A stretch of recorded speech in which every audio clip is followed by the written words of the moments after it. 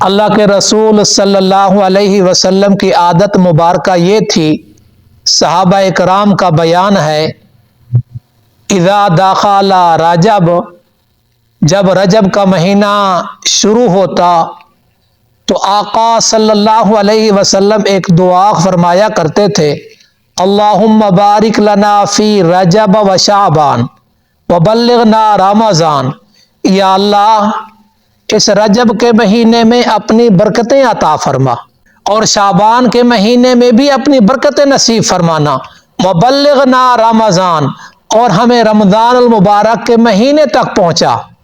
اب اس دعا میں غور کریں تو پیارے آقا صلی اللہ علیہ وسلم جو رحمت للعالمین ہیں، جس کے وجود پہ رحمتیں، جس کے سونے میں رحمتیں، جس کے بولنے میں رحمتیں، جن کے کھانے میں رحمتیں برکتیں شامل ہیں، رجب کے مہینے میں اللہ سے برکت کی دعا مانگ رہے ہیں، شعبان کے مہینے میں بھی برکتوں کے عطا کرنے کی درخواست کر رہے ہیں، رمضان المبارک کے مہینے تک پہنچنے کی بھی گزارش کر رہے ہیں، التجا کر رہے ہیں، دعا کر رہے ہیں۔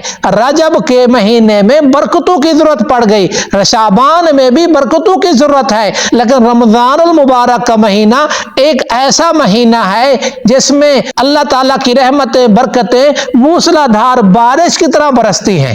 آقا صلی اللہ علیہ وسلم نے فرمایا، میری امت کو پتہ چل جائے کہ رمضان مبارک کا مہینہ کتنا عظیم مہینہ ہے، کتنی رحمتوں والا مہینہ ہے، کتنی برکتوں والا مہینہ ہے، تو میری امت دعا کرے گی، یا اللہ سارا سال رمضان بنا دے، صرف ایک مہینہ رمضان کا نہ ہو بلکہ 12 مہینے رمضان بن جائیں۔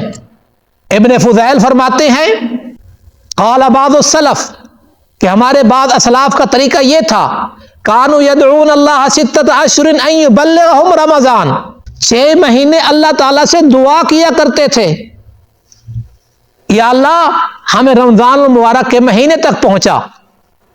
پھر جب رمضان المبارک کا مہینہ مل جاتا، ثم یدعونہ ستۃ اشہر ان یتقبلہ رمضان، پھر 6 مہینے دعا کیا کرتے تھے، یا اللہ ہماری طرف سے یہ رمضان مبارک کا مہینہ قبول فرما۔ کیا مطلب؟ اس کے روزوں کو قبول فرما، اس کی تراویح کو قبول فرما، اس کی نمازوں کو قبول فرما، اس کے فرائض کو قبول فرما، سنن کو قبول فرما۔ یا اللہ رمضان مبارک میں کیے گئے اعمال، صدقہ، زکوٰۃ، خیراتیں، ان کو قبول فرما۔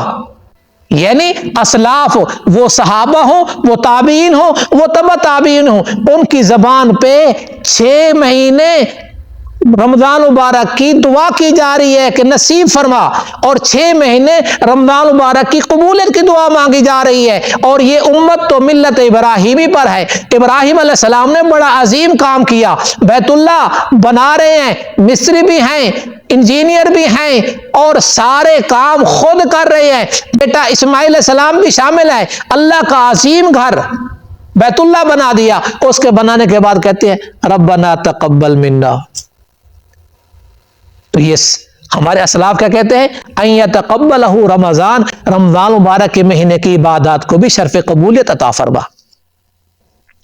نبی صلی اللہ علیہ وسلم نے رمضان مبارک کے مہینے کے آنے سے 2 مہینے پہلے رمضان کے تذکرے شروع کر دیے، رمضان کی دعائیں مانگ رہے ہیں۔ وہ تو رحمت للعالمین ہے، اسلاف کیا ہے؟ وہ سارا سال رمضان کے تذکرے کر رہے ہیں۔ مجدد الفسانی رحمۃ اللہ علیہ نے فرمایا کہ جو رمضان مبارک میں رحمتیں نازل ہوتی ہیں اور جو بقیہ 11 مہینے میں رحمتیں نازل ہوتی ہیں، ان کی نسبت وہی ہے جو قطرے اور سمندر کی نسبت ہے۔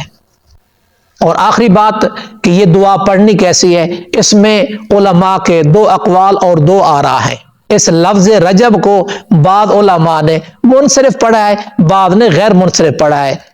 علماء کرام یہاں بھی موجود ہیں، شاید آگے بھی علماء کرام سنیں گے، تو کہیں ایسا نہ ہو کہ کسی عالم سے آپ جو دعا میں نے پڑھی ہے اس کے علاوہ آپ دعا سنیں تو پھر آپ کہیں گے ہمارے امام صاحب نے تو غلط پڑھی ہے۔ اس میں 2 اقوال ہیں۔